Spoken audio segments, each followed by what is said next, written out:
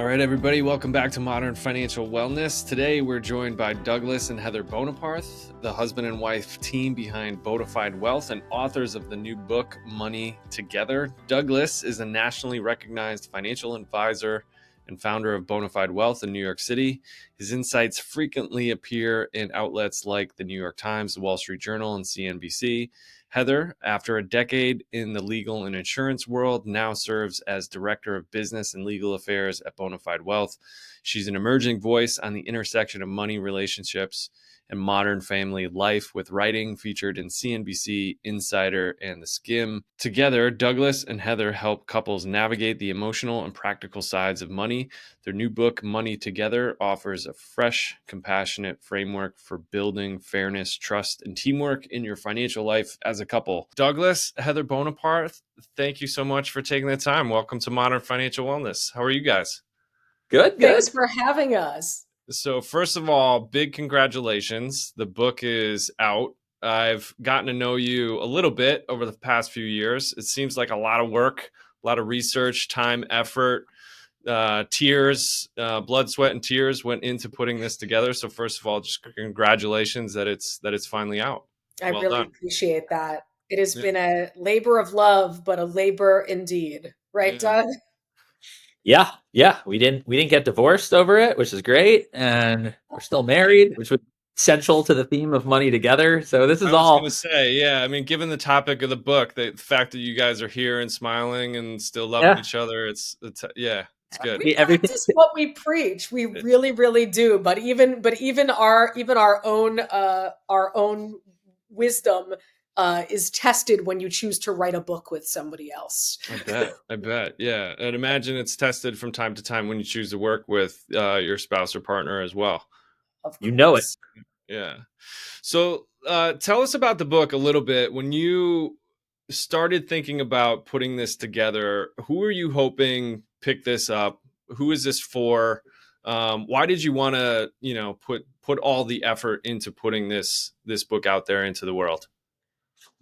We felt like people were having the wrong conversations about money. And Mm, people, I mean couples. It mhm, it felt like, you know, it's one thing, and Doug saw this all the time in practice too. mhm, There's the side of things that you want to see, there's the dollars and cents, and then there's what's really going on mhm, under the surface. And I think between what he has seen in practice and what we had experienced in our own life and our own challenges in different chapters of our lives, from starting out, we met back in college, and then we began our adult lives together in our late 20s, had babies right when the pandemic, pandemic parenting, right mhm, in the thick of our lives. We've seen how through different chapters of your life, you can really lose the plot around mhm, money, around each other, mhm, and how easy it is, even for two people who love each other, respect each other, and are educated in finance and money, how even we can really lose our way. So we very humbly thought to ourselves, like, if we can't get it right, who else can get it right? We need to dig into this more. We need to start talking to couples about the real issues that mhm, are underlying their money conflicts. And so that's mhm. kind of how this all began a couple of years Yeah, back. yeah. And what were you seeing in your practice, Doug? And you mentioned professionals who are trained in finance. I would raise my hand. My wife and I sat with you guys for the book, and I would just say it publicly here. Um, Talking about money, working on money as a couple, is really hard. And we struggled for a long time, even though I was a financial planner, which probably made it worse in a lot of ways, right? So I'm curious, Yeah. Doug, what were you seeing in your practice and these couples that you're working with? What were they getting wrong, or what were those conversations that they were having about money, which weren't maybe the right ones? What do couples think about when they think about money together? Yeah, I think it's a lot of giving people the ability to have a voice. Mm, The one thing that I would love to remove from all financial advisors and all practices is this instance where you either have only one partner at the table, or if you have both partners at the table, there's only one engaged partner. And it's very easy to see that someone's not engaged. And trying to figure out why that is. And Hmm. when I think about the book from a professional standpoint, I know we're going to equip advisors with the prompts, with the conversations, with the stories that are going to allow that room to be created so people feel comfortable. And what Hmm. that does for the client, because we lead with the client in mind, is it obviously gets them communicating better and on their way to their financial goals. But it deepens value in the relationship that the advisor has with their clients as well. Hmm. So we really want to, again, get to the point where we create better communication, whether that's in our meetings with our clients or what are they going to talk about after that meeting? How Hmm. can we give them the resources and structure to engage in regular conversations outside of what we do? Because if they're seeing us for financial planning, I would argue they're already doing a really good thing and they're already probably further along than most people. But just because you Hmm. see your financial advisor doesn't necessarily mean both people are communicating. And, in the instances where it's just one, that's where we need to do better. Right. I am so glad, Jim, that you mentioned up front that even like when one spouse is a financial advisor, that even like that is a challenge in itself, because even though like it could be a niche comment, right, for like me and your wife, Hmm. but at the same time it's not, because I think Yeah. so many people in a more broader sense find themselves in relationships where one spouse is more financially savvy, they're more tapped in, they're more interested in money Hmm. and personal finance, and so it's very easy to default on that person for a host of reasons, not Hmm. just because one, it feels easier, but two, I will speak from my standpoint. Like you, it's so easy for me to lose my confidence in Hmm. understanding money and talking about money, knowing that my spouse knows so much about it. So putting Right. even being a financial professional aside, how about just being a financial enthusiast Hmm. and what that does to your spouse and their ability to tap into the conversation in your household? Right, right. You talk about that a little bit in the power section, right? This understanding about the subject and what that means for the dynamic between a relationship. There's a lot there. There, I think it's really important for people to recognize, and I wanted to give those folks, myself included, like a bit of tough love, in the sense that like it doesn't matter to me who's actually doing the task of paying the Right. bill or setting up the spreadsheet or doing anything, but you owe yourself individually, not to you owe yourself first that Hmm. responsibility to know what's going on to a certain extent. You owe yourself that understanding of your own goals and dreams as an individual, because Hmm. if you haven't identified those, what are you bringing to that joint conversation? How can the relationship make room for you if you're not stating your case for what you want? Right, right, right. So you start off the book with this section on beginnings, which is all about understanding where you come from, who you are as a human being, and that was something that I overlooked in my own relationship when we sat down and started talking about money and struggled with it. I just didn't really understand my partner well enough to make those conversations better. Can you talk to us a little bit about these beginnings? How do we get to know our partner a little bit? And why does that matter? Why is that so important to understand who they are and where they come from?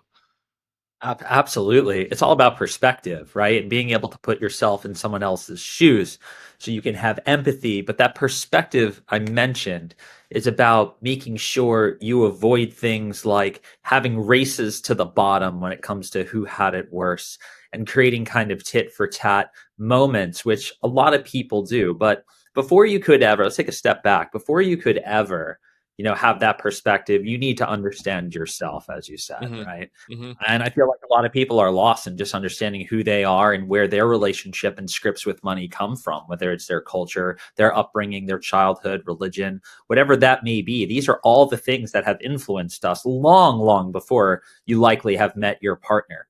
And then Hmm. you need to know yours. You know, you don't just find someone you love and all of a sudden you guys are communicating perfectly and swimming in harmony when it comes to your money.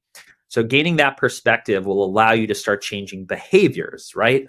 So next time there's that big purchase or that thing makes your partner anxious or that they're more prone to risk than maybe you are, it's not going to catch you up as you're just engaging with one another. You can come in with that perspective, shape your conversations better, and have better behavior when it comes to teaming up around money.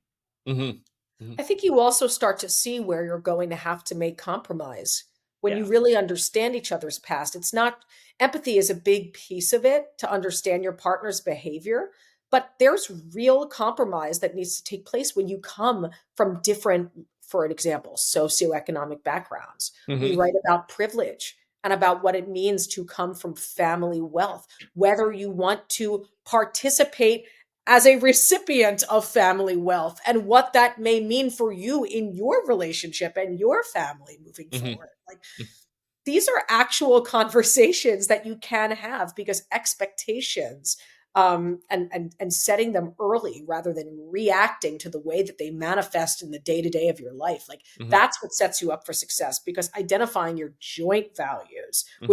which you only can really do when you understand these things, gives you that, for lack of a better term, that thesis, right, in your relationship. Like, these are the things that we hold dear to our collective relationship and our family. Yeah, yeah. I'm curious where you guys started to think about these things in your own relationship. In my own, it was well into marriage. We were having babies and buying houses and making big decisions. That's where all this stuff kind of came to a head. And prior to that, it's no big deal, right? You find a partner, you fall in love, you rent an apartment, everything's kind of cool.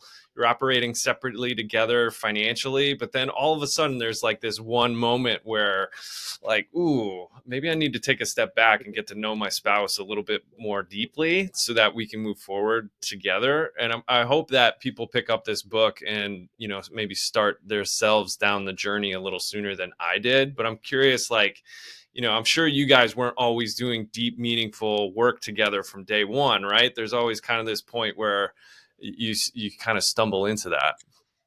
Yes and no. I think that more people are in your shoes than were in ours. Mm-hmm. I would agree with you. Yes, most people are not doing that. Doug and I have, I think, unique family circumstances that have put us in positions to be having conversations about what our life would look like together Mm-hmm. earlier often. Mm-hmm. I'll just speak on my own behalf that I'm a product of divorce. I'm an only child on both sides of my family, only child and grandchild on both sides of my family. Wow. So that has had a massive impact on my understanding of the world, of family, of Mm. relationships, of my ability to trust people. And so I think, to reach a point in our lives where we were even talking about our adult life, we know a lot about each other, but Mm. we had to know that much to even really survive. I think, like, our 20s. But I recognize that is not the situation that most people are in. Most people do. You meet someone, they're cool, maybe they're hot, like Yeah. they have a good, I'm just saying, like, you're like, all right, these people check out, this guy, this girl checks all the boxes in my life. I think we could have a nice life together. And some of these conversations, yeah, we'll have them when they're relevant to us, and they may not be relevant until you need to make a major financial decision together. And I think a lot of people find Yeah. themselves. One of the financial therapists we spoke to actually said, you tend to know that when you meet someone, you tend to know the facts about their lives, not the stories. Mm. And I think that that's true in most people's cases. Doug and I would say, are outliers to that. Mm-hmm. I would pick that's a perfect segue on a point that I wanted to pick up, which is, you know, the conversations you have in the early aughts of your relationship with someone don't always necessarily need the important ones aren't necessarily the facts and the figures, of your financial lives. It's the questions and understanding of that person and the experiences that they have. Heather Mm-hmm. said it perfect by, echoing an expert in the book, which is what are those stories? Even on Mm-hmm. first dates, third dates, if you're listening to this and just starting a relationship, you're not going to ask someone what their salary is. You're going to ask them what it was like growing up, Mm-hmm. how many siblings they had, where did they spend time with their families? Mm-hmm. And those are all great ways to get an idea as to what their financial life was like in the early stages of their lives, why they maybe want to split that bill with you 50-50, or whatever the behavior is. you can gain that understanding, and you just need to be aware of when you're learning these stories about that person, it's fodder for understanding and gaining perspective. Hmm. Should you find yourself in a furthered relationship or a more serious one, when guess what? You will be sharing expenses, you will be commingling your finances. And Hmm. that's really tactical stuff, You not know the where you see this emotion. come up? Yeah, and you know where you see this come up a lot, where people diverge, is around optimism. Mm. Optimism for future opportunities and your ability to withstand change or to take risks. A lot of times, your perception of that comes full circle. And, like the last section of our book is about risk, but we bring it back full circle to the beginning about your beginnings. People are optimistic. It was interesting because I found that people who were willing to take risks fall into two categories on opposite ends of the spectrum. On one hand, there's people who come from immense privilege, and so they always had this existential safety net, and they still do as adults under Hmm. everything they do. Hmm. um, and so they're like, well, yeah, why not take the chance, or why not invest in yourself, because they never really knew what it felt like to lose it all, and that was never really a risk to them. Then on Hmm. the other side of it, there were people who built from nothing, didn't have anything, had to take risks and bet on themselves to get where they are, and they're like, what's the worst that can happen? I've already experienced that. Right. So it's so interesting, but both stem back from your beginning and your childhood and things Yeah. like that. It's always really interesting to me as a practitioner.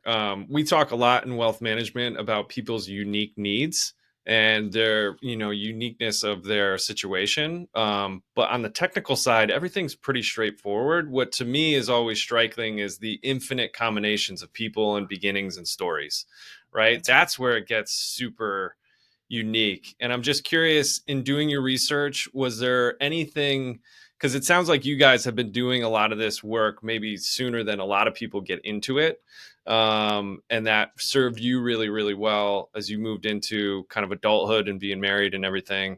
When you're talking to people about these combinations of stories, did your perspective change? Did you learn anything new?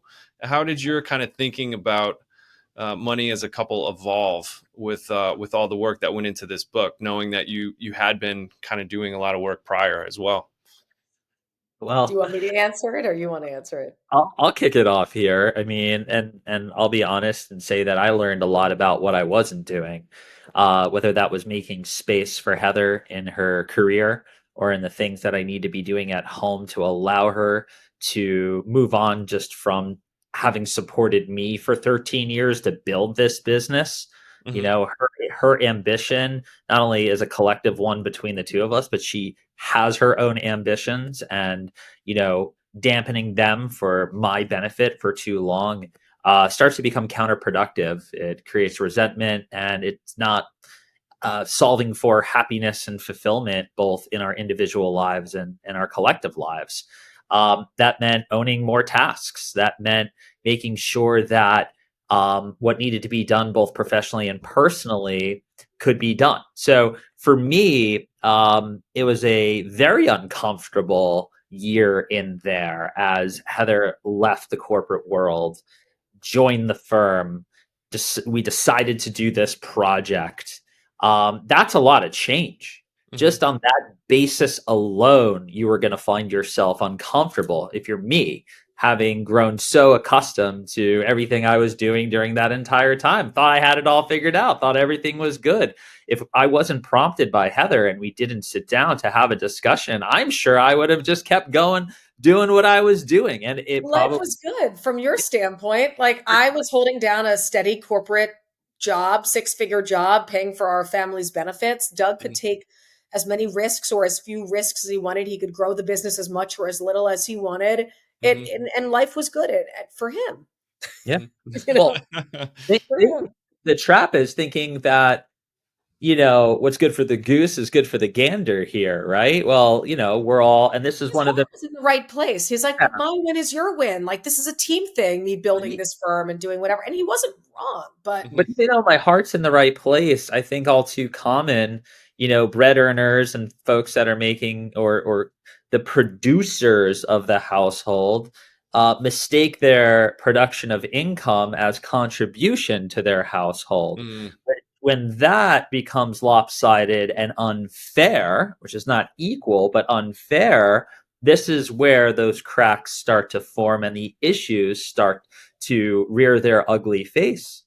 I don't think he realized that by solely focusing his contribution around the fact when he started earning substantially more money than I was, I don't think he realized that his lack of contribution in the other areas of our life was actually hindering my ability to excel at work. And I think a Yeah. lot of women find themselves in that position. And I'm 100%. curious, Heather, how long did you hold on to those feelings? Did you kind of feel what was going on for yourself and kind of just muscle through for a period of time? When did you finally How long did you hate me, baby? No, oh, well, you know what? because I think that people, we get into these routines, both as the producer and the breadwinner or the one at home that's carrying that load, right? And we just, it is what it is. We kind of sit there for a long time and we kind of stew in that. That's where resentment builds. So it's like, how do you get comfortable just coming to the table saying, hey, this doesn't work and we need to realign with what's going to work for us as a couple? Well, this goes back to a lesson that I think is one of the most important in the book, which is something that maybe made sense at one point in time may no longer make sense now. And those are some of the hardest changes to make. Mm-hmm. Something that didn't start out as a mistake became a mistake over time. So we are a great example of that because when I made the decision to go into corporate law and leave private practice, I took a pay cut to go work for a big company because the hours were better. We knew at that time that we were going to maybe start trying to have kids within the next couple years. Doug's firm was taking off, but we needed me to have like emotional, financial, like corporate stability for Yeah. him to go do Paycheck every that. 2 weeks, health insurance. Yeah. Well, And, Oh, and I could walk out the door every day by 5 o'clock. I traveled a bit, but it was very stable. Like it was mhm, really predictable. And we needed that for us. And it made complete sense because I really didn't like private practice. I was getting like, they were really taking my pound of flesh for years in as a lawyer. I hated it. I really hated it. So I was very happy to kind of like make this transition. And that worked for a couple years. But over the course of my like corporate law career, we had our second baby. I call those years the Bermuda Triangle of my career. I saw how having children was impacting my ability to excel at work. And I think the way that many women feel, and that is very real truism, is that it's really hard to distinguish between institutional failures, um, your own failures, and what's going on in your home that doesn't provide the environment to support you to excel at work. mhm, Three things. mhm, Like it's not any one thing, like was not the, and so when we look at that, and I looked at Douglas and I realized that like I'm not it wasn't he wasn't to blame, but I was even telling myself stories about whose time was worth more. And like now we're going into mm, the pandemic and like light the whole thing on fire during COVID and we're all working from home. But it mhm, was very clear whose time would be worth more. It was his because by that point he was earning 3 times my corporate salary. It was easy to decide who was going to handle the majority of the mental and physical load for our family during that mhm, time. But mhm, what that did was reinforce something that had already been kind of like this dynamic that had already been kind of building mhm, for a couple years before that.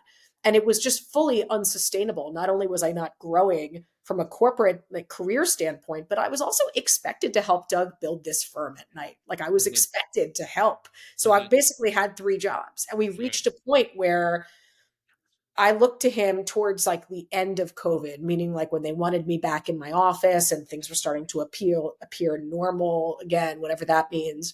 I wish Um, somebody would have come out and said it's over. That never really happened yeah, with that that. never really Yeah, it happened, was and and never.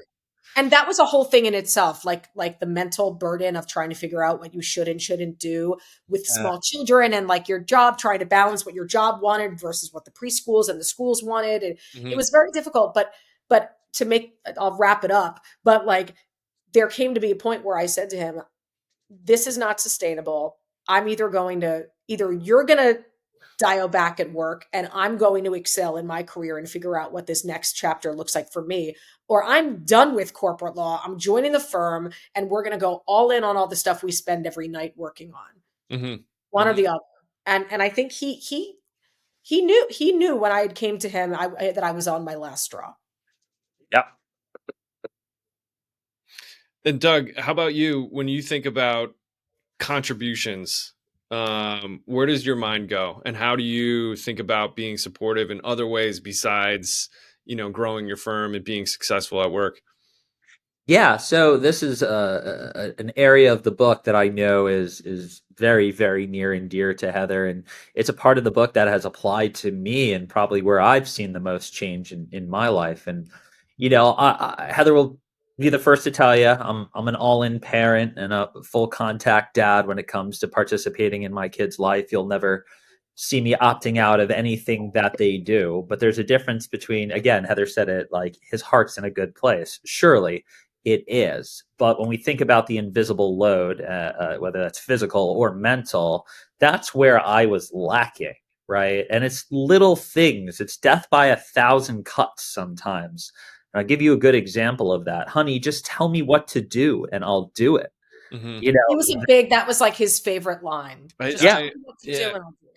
I forgot the reference to the book, but that brings me back. It's this idea that I will do anything for my wife, and be supportive however you want. I just need you to tell me exactly how to do it, right? yeah. And that in and of itself becomes like a problem, right? It's a Right. problem. One more thing that you have now successfully put on the back or in the mind of your companion here, and it's not going to work. You have to literally take ownership over things from beginning to end. It's a reframing of how you behave and taking a look at the things you don't do and where you can participate and ensuring that from start to end you take ownership over that. It was for Give me the the example. Give the good first example. one was becoming swim dad. I wanted to make sure that the only thing Heather needed to do when it came to our older daughter and her swim meets and practices was showing up and cheering her on.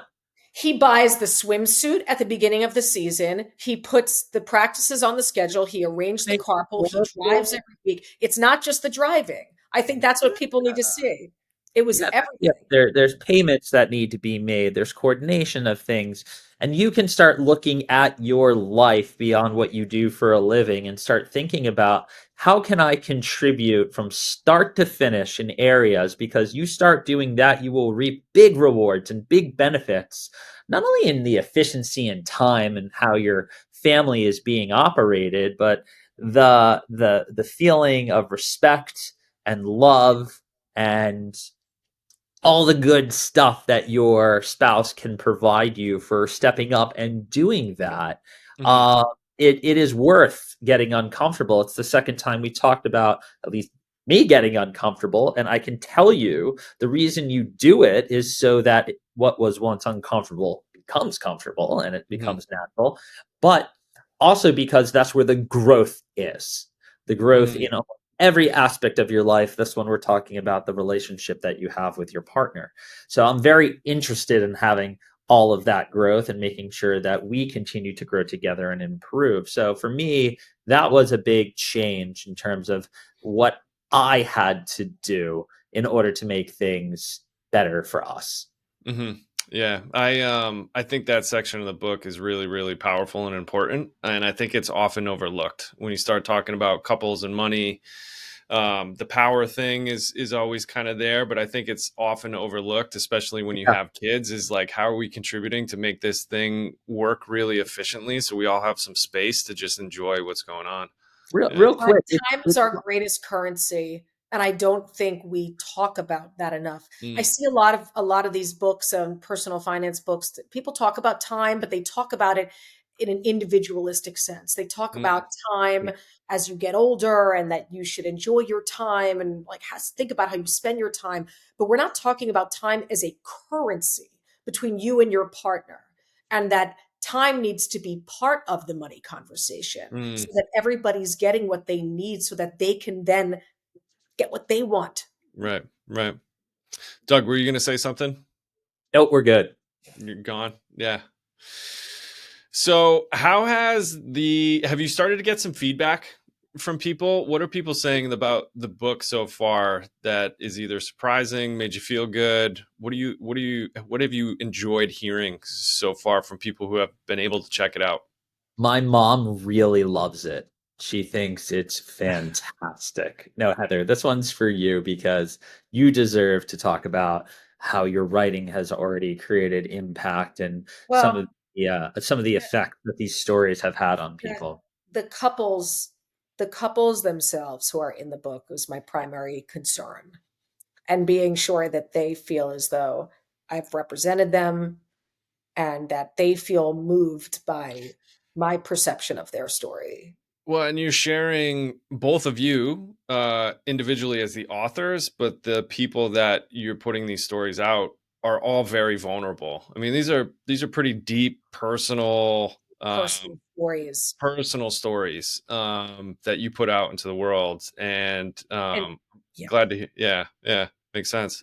it really meant, it really, the heaviest weight of this entire project was being sure that I represented not only accurately, but just like the emotional depth and the weight of how serious some of these topics were.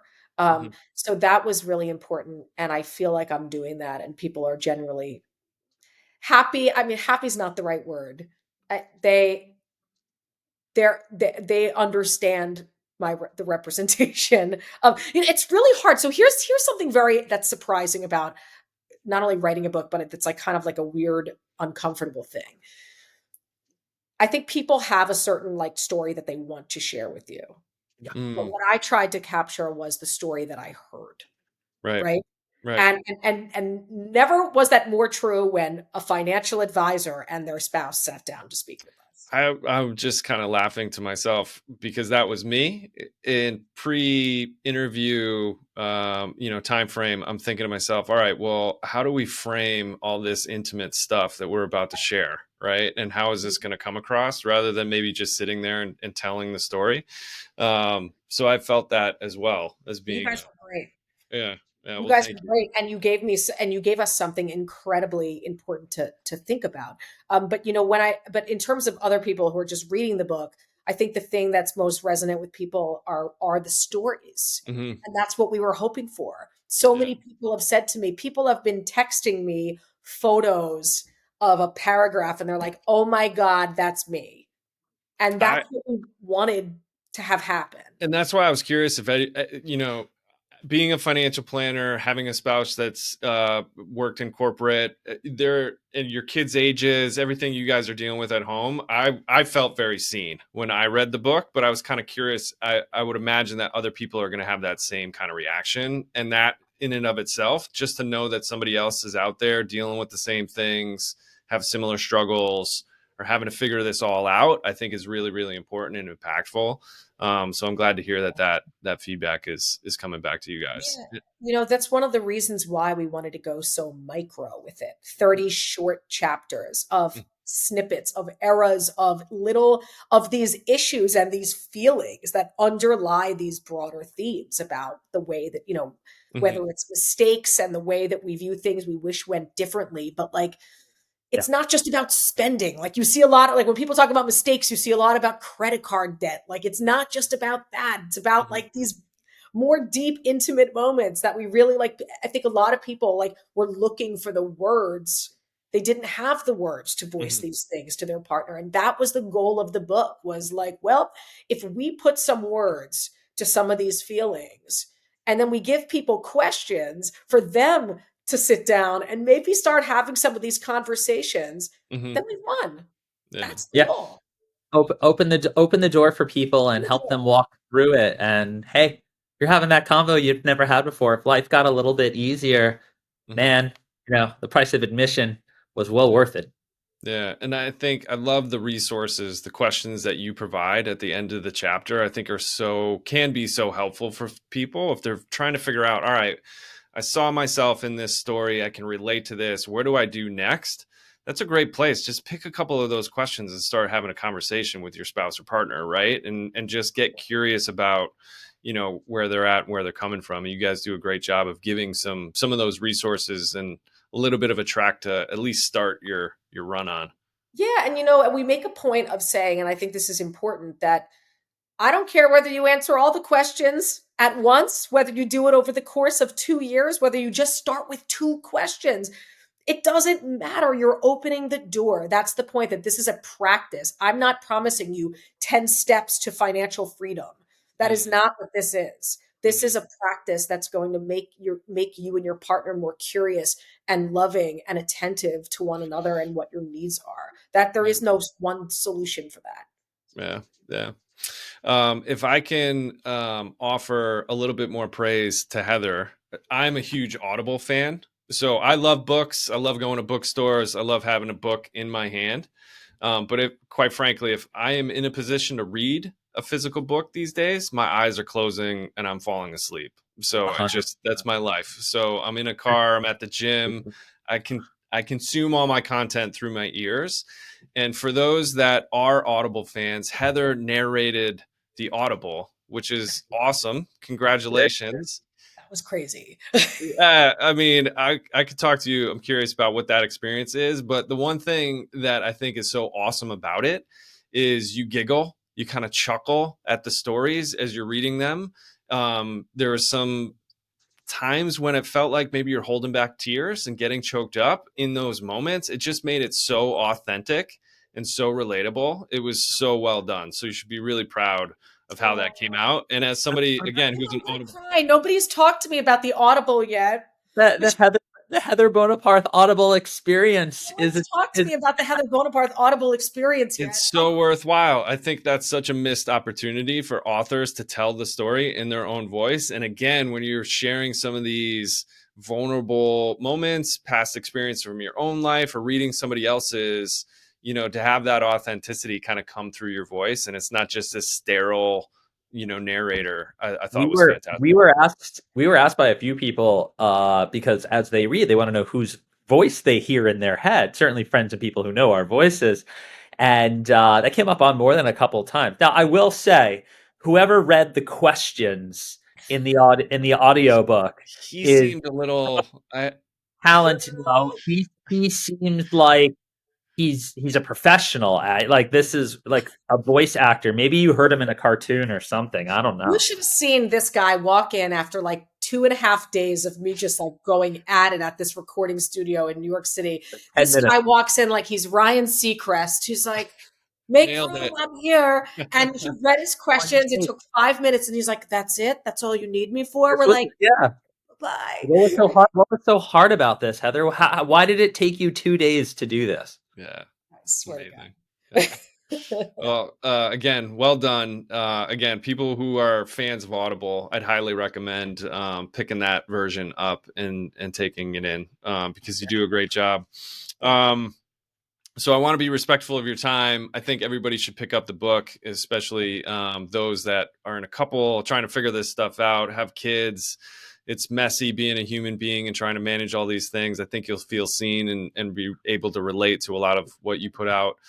When you think about couples and money, are there like a guiding principle, things that you come back to when things get really, really crazy? Do you as a couple or individually have kind of like a universal truth that you kind of remind yourself to get back to square one? I don't know if that question makes sense, but there's a lot of different ways to kind of go about this. Is there anything that you feel is something you come back to regularly to kind of center yourself when life gets kind of crazy?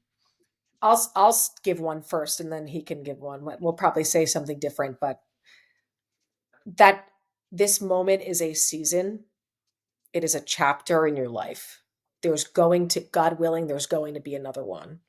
So even in the hard moments, there will be better moments and you will find your way through if you guys both want to. That's great.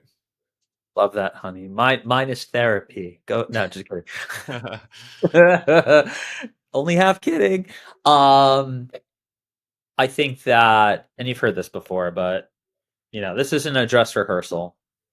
Life, you get one crack at it, and you've made some pretty big decisions to spend it with someone you love, hopefully the person that you'll be loving forever. And I think you want to give it the best go you possibly can, and you deserve happiness together. money is an inescapable thing that you'll have to deal with in your relationship.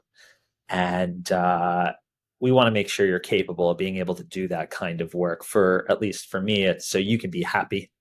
Mm-hmm. That's great. And if we can get you there or a little bit happier, another huge win. Oh, wait, can I give one more? I'm sorry. Sure. This is so not the point for me to just keep spewing out nuggets, but this one's really important.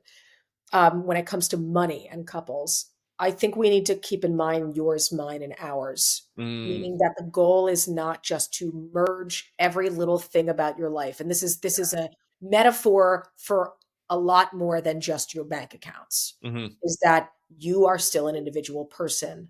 So is your spouse. This is everything from power to identity to values, goals, dreams, money, whatever. Mm-hmm. And don't lose that piece of yourself. You don't need to lose that piece of yourself to have an amazing thing together. It's awesome. Well, again, I appreciate your time. Money Together is fantastic. I encourage people to check that out. I would encourage people to subscribe to the Join account, which is your blog, which is also fantastic and funny and relatable. You guys are putting out a lot of amazing stuff. Or anything else, where should people go to check you out, check out the firm? Where do you want people to go next? Here's the list of websites in no specific order. No. Bonafidewealth.com, anything firm related. Read thejointaccount.com for the newsletter. And Do Money Together to learn more about the book. And you can find us on social media. I'm at Average Joelle. That's my middle name, Joelle. I'm at Doug Boneparth. Yeah, awesome. A lot of great. Congratulations again. It's fantastic. Hopefully you're very proud of what you put out in the world. You're helping a lot of people along the way. So thank you for your time. Look forward to seeing you guys again soon. Thanks for everything, and thanks for having us. You got it. See you soon. Thanks as always for checking out this episode. If the content was helpful, you liked what you heard, please consider subscribing or leaving a review. We'd appreciate that. And that would help us get the word out to more people. And we look forward to talking to you, seeing you again soon. Take care. Thanks again for listening to this episode. A quick note, although I do hope that the information that we talked about was helpful, in no way is anything discussed on the podcast to be taken as specific financial advice. Please consult your own advisors and do your own research when you're making important financial decisions.